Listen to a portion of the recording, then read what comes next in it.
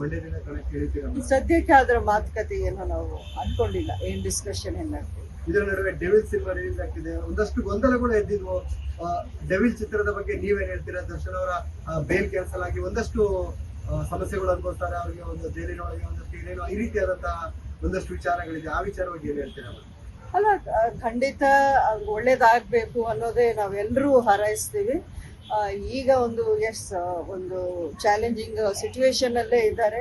ಖಂಡಿತ ಸತ್ಯ ಅನ್ನೋದು ಪರ್ಮನೆಂಟ್ ಆಗಿ ಶಾಶ್ವತವಾಗಿ ಯಾರು ಮುಚ್ಚಿಡಕ್ ಆಗೋದಿಲ್ಲ. ದೇವರಿದ್ದಾನೆ, ಖಂಡಿತ ಒಳ್ಳೇದಾಗತ್ತೆ ಅನ್ನೋ ನಂಬಿಕೆ ಇದೆ. ಆ ಚಿತ್ರನೂ ಈಗ ಎಲ್ಲ ಅವ್ರ ಅಭಿಮಾನಿಗಳು ಎಲ್ಲೂ ಹೋಗಿಲ್ಲ, ಎಲ್ಲರೂ ತುಂಬಾ ಕಾತರದಿಂದ ಕಾಯ್ತಾ ಇದ್ದಾರೆ. ನಾವೂನು ಕಾಯ್ತಾ ಇದ್ದೀವಿ ಸಿನಿಮಾ ನೋಡೋಕೆ. ಖಂಡಿತ ಚೆನ್ನಾಗಿ ಅದು ಯಶಸ್ವಿ ಆಗುತ್ತೆ ಅನ್ನೋ ನಂಬಿಕೆ ಇದೆ. ಎಲ್ಲಾ ಬೆಳವಣಿಗೆ ಆದಾಗ ಒಂದೇ ಮಾತು ಅಭಿಮಾನಿಗಳು ಹೇಳ್ತಾ ಇದ್ರು, ಅಂಬರೀಷ್ ಅಣ್ಣ ಇದ್ದಿದ್ರೆ ಈ ರೀತಿಯಾದಂತಹ ಯಾವುದೇ ಘಟನೆಗಳು ಆಗ್ತಾ ಇರ್ಲಿಲ್ಲ, ಅವರು ಓದೋದಕ್ಕೆ ಈ ರೀತಿಯಾದಂತಹ ಘಟನೆಗಳು ಆಗೋದ್ವಲ್ಲ ಅನ್ನುವಂತ ರೀತಿಯಲ್ಲಿ ಅಭಿಮಾನಿಗಳು ಹೇಳ್ತಿದ್ದಾರೆ.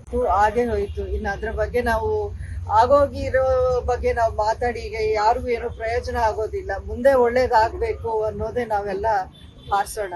ಇಡೀ ಚಿತ್ರತಂಡ ದರ್ಶನ್ ಅವರ ಪ್ರಚಾರದಲ್ಲಿ ಸ್ವಲ್ಪ ಹಿನ್ನಡೆ ಅನುಭವಿಸಿದ್ದಾರೆ. ಜೊತೆಲಿದ್ದ ಯಾರ್ಯಾರಿದ್ರು ನಿಮ್ಮ ಮದರ್ ಇಂಡಿಯಾ ಅಂತ ಪ್ರೀತಿಯಿಂದ ಕರೀತಿದ್ರು, ಕೊನೆವಾಗ್ಲಿ ಅಭಿವರಾಗ್ಲಿ ಏನಾದ್ರು ಡೆವಿಲ್ ಸಿನಿಮಾದ ಪ್ರಚಾರದಲ್ಲಿ ಸಪೋರ್ಟ್ ಮಾಡ್ತಿರಲ್ಲ?